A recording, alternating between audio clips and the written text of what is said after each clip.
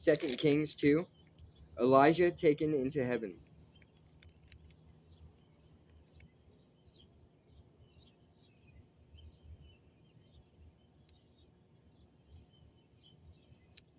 When the Lord was about to take Elijah up to heaven in a whirlwind, Elijah and Elisha,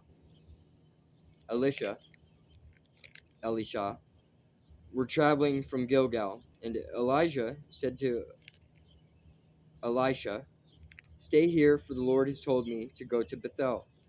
But Elisha replied, "As surely as the Lord lives and you yourself live, I will never leave you." So they went down together to Bethel.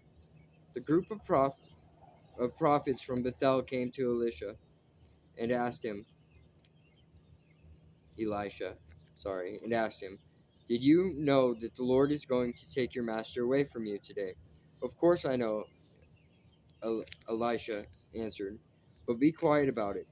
Then Elijah said to Elisha, "Stay here, for the Lord has told me to go to Jericho." But Elisha replied again, "As surely as the Lord lives, you and yourself live, I'll never leave you." So they went on together to Jericho. Then the group of prophets from Jericho came to Elisha and asked him, "Did you know that the Lord is going to take your master away from you today?" "Of course I know," Elisha answered, "but be quiet about it." Then Elijah said to Elisha, "Stay here, for the Lord has told me to go to the Jordan River." But again Elisha replied, "As surely as the Lord lives and you yourself live, I will never leave you." So they went on together. 50 men from the group of prophets also went and watched from a distance as Elijah and Elisha stopped beside the Jordan River. Then Elijah folded his cloak together and struck the water with it. The river divided, and the two of them went across on dry ground. When they came to the other side, Elijah said to Elisha, "Tell me what I can do for you before I am taken away."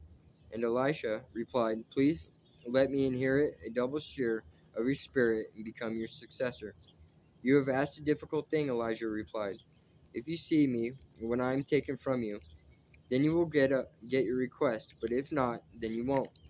As they were walking along and talking, suddenly a chariot of fire appeared, drawn by horses of fire. It drove between the two men, separating them, and Elijah was carried by a whirlwind into heaven. Elisha saw it and cried out, my Father, I see the chariots and charioteers of Israel," and they disappeared from sight. Elisha tore his clothes in distress.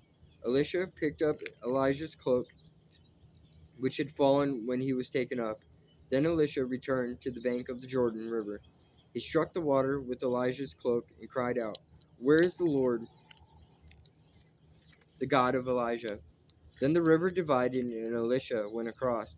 When the group of prophets from Jerusalem saw from a distance what happened, they exclaimed, "Elijah's spirit rests upon Elisha." And they went to meet him and bowed to the ground before him. "Sir," they said, "just say the word, and 50 of the strongest men will search the wilderness for your master.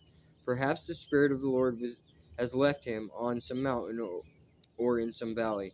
"No," Elisha said, "don't send them." But they kept urging him until they shamed him into agreeing, and he finally said, "All right, send them." So 50 men searched for 3 days but did not find Elijah. Elisha was still at Jericho when they returned. "Didn't I tell you not to go?" he asked. Elisha's first miracles. One day, the leaders of the town of Jericho visited Elisha. "We have performed, my lord," they told him. "We have a problem, my lord," they told him. "This town is located in pleasant surroundings, as you can see, but the water is bad and the land is unproductive." Elisha said, "Bring me a new bowl with salt in it." So they brought it to him. Then he went out to the spring that supplied the town with water and threw the salt into it. And he said, "This is what the Lord says: I have purified this water.